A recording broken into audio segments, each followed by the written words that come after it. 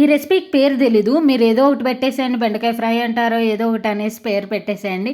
తర్వాత ఫస్ట్ అయితే బెండకాయలు కడిగినాం. బెండకాయలు కడిగిన తర్వాత బద్దకించుకోకుండా తుడుచుకోవాలా. అండ్ తర్వాత ఇట్లయితే పొడువుగా కట్ చేసుకున్నాం. ఒకటి కాదు మస్తు కట్ చేసుకున్న తర్వాత అప్పుడే కూర అయిపోలేదు. ఇంకా ఇప్పుడే స్టార్ట్ అయింది. ఫస్ట్ అయితే జీలకర్ర వేసుకున్నాం. తర్వాత ఉప్పు అండ్ ఇంకా అంతే శనగిత్తనాలు వేసేసుకున్నాం కదా, మర్చిపోకుండా శనగిత్తనాలు వేసుకోండి. తర్వాత ఇట్లయితే చేసుకున్నాం.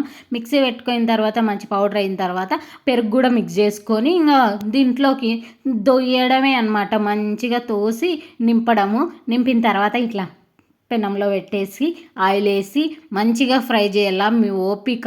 బెండకాయలు ఎంత మంచి ఫ్రై అయితే అంత టేస్ట్ ఉంటాయన్నమాట.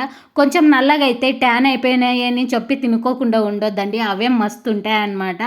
అండ్ నెక్స్ట్ మీరు రెసిపీకి పేరు పెట్టింటే కామెంట్ చేయండి. బెండకాయల్ని పప్పన్నంలోకి తింటే చాలా బాగుంటుంది. రొట్టెలకు కూడా తినొచ్చు, ఉత్త కూడా తినొచ్చు. ఉత్త కూడా చాలా బాగుంటాయి స్నాక్స్ మాదిరిగా. మళ్ళీ బాయ్.